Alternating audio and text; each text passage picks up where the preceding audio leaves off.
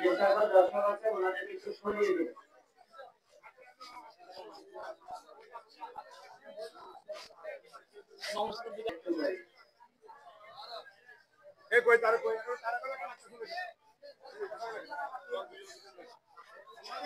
আমরা আমাদের সেমিফাইনালে অফিসিয়াল হিসেবে দায়িত্ব পালন করছেন আমাদের আনিসুর রহমান স্যার এবং ওনাকে সাহায্য করছেন পশ্চিম দলের উচ্চ বিদ্যালয়ের সম্মানিত শিশু মহিউদ্দিন।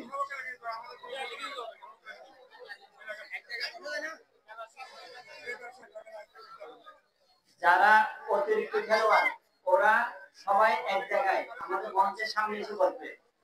অতিরিক্ত খেলোয়াড় যদি দাঁড়িয়ে থাকে এবং ওদের মাঝের এই পাশে যারা পূর্ব পাশে অতিরিক্ত খেলোয়াড় যদি দাঁড়িয়ে যায় এবং ওদের পায়ে যদি বল লাগে সেক্ষেত্রে কিন্তু আমরা বিধি মোতাবেক ব্যবস্থা নেব। অতিরিক্ত খেলোয়াড় কোনো মতেই বসা এবং ওনাকে সাহায্য করছেন পশ্চিম দলের উচ্চ বিদ্যালয়ের সম্মানিত শিশু মহিউদ্দিন।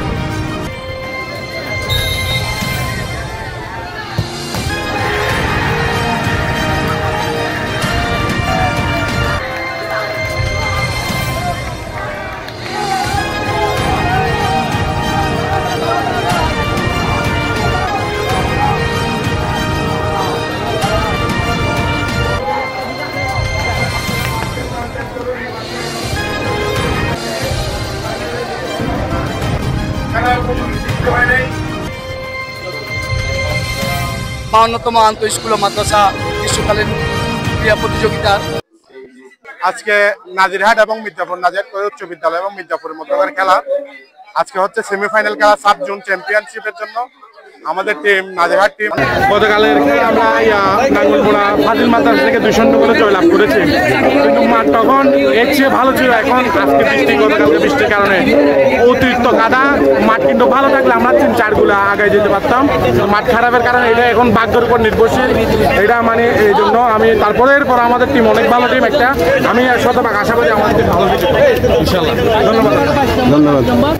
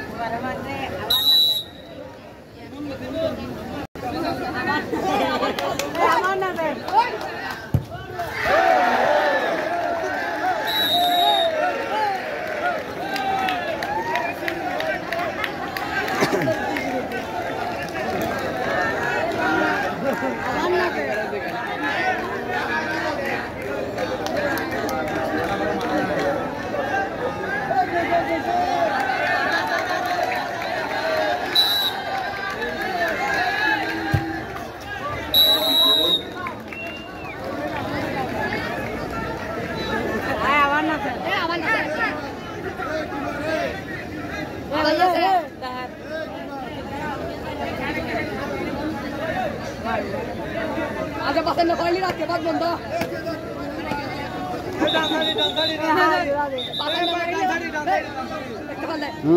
চলো চলো চলো চলো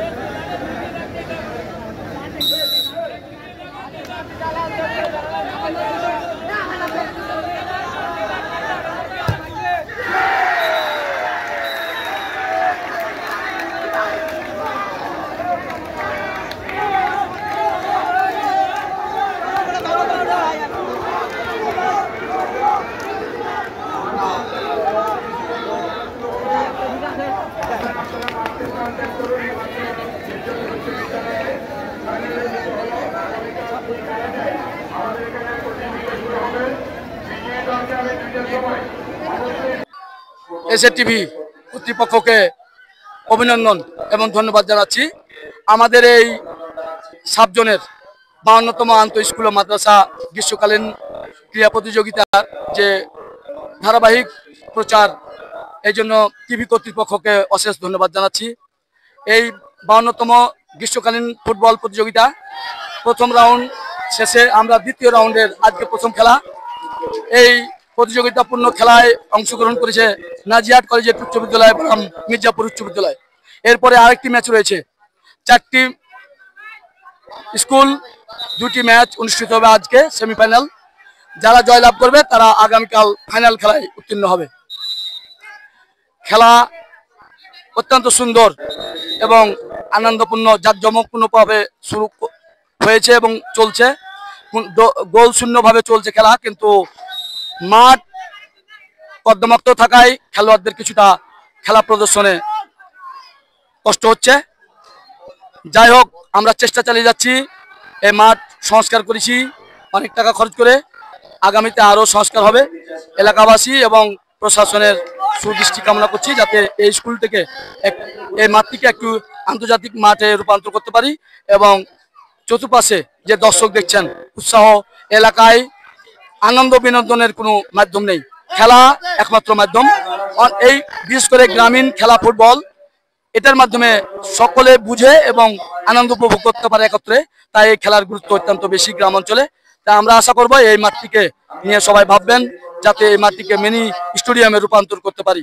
এই বিদ্যালয়ের সুযোগ্য প্রধান শিক্ষক বাবু শিমুল কান্তি মহাজন, নতুন আমাদের ম্যানেজিং কমিটির সদস্য টিওনো মহোদয় রয়েছেন, তারপরে রয়েছেন আমাদের কবির ভাই আহমদ কবির সাহেব, উনি নতুন দায়িত্ব নিয়েছেন অ্যাডহক কমিটির অভিভাবক সদস্য। উনিও খুব আন্তরিক মানুষ, আমাদেরকে নিয়ে উনি কাজ করছেন কি করে এই বিদ্যালয়ের লেখাপড়ার মান উন্নয়ন করা যায়, খেলাধুলা মান উন্নয়ন করা যায়, সেদিকে তিনি নজর দিয়েছেন। আশা করি খুব কম সময়ের মধ্যে এই বিদ্যালয়ের মাঠ এবং খেলাধুলার মানকে আমরা উন্নত করতে পারবো। সকলের সহযোগিতা কামনা করছি। ধন্যবাদ সকলকে। দ্বিতীয়, দর্শকদের উদ্দেশ্যে আমি বলতে চাই, আজকে গুরুত্বপূর্ণ যে সেকেন্ড রাউন্ডের খেলা, প্রথম খেলা চলছে মির্জাপুর উচ্চ বিদ্যালয় বনাম নাজিরহাট কলেজিয়েট উচ্চ বিদ্যালয়। এরপরে খেলা রয়েছে নাঙ্গলমোড়া উচ্চ বিদ্যালয় বনাম এনায়েতপুর উচ্চ বিদ্যালয়। এই দুই দল, 4 দলের মধ্যে যে দল পারবে তারা আগামীকালকে ফাইনাল খেলায় উত্তীর্ণ হবে। সকলকে দেখার আমন্ত্রণ জানিয়ে আমি আবার টিভি কর্তৃপক্ষকে প্রচার করার জন্য, এই সুন্দর খেলাটিকে আমাদের সকলের কাছে হৃদয়গ্রাহী করা, আকর্ষণীয় করার জন্য যে টিভি কর্তৃপক্ষ যে উদ্যোগ নিয়েছেন তাকে স্বাগত জানিয়ে আমি আমার বক্তব্য শেষ করছি। আল্লাহ হাফেজ সকলকে।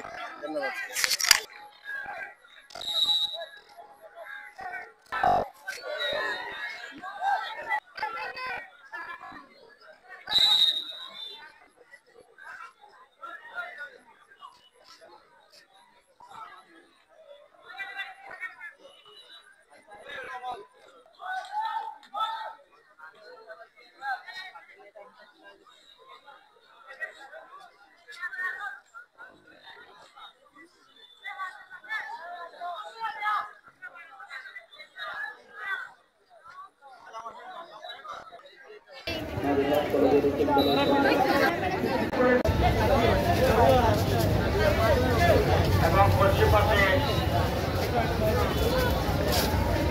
নাঙ্গলমোড়া উচ্চ বিদ্যালয়ের খেলোয়াড়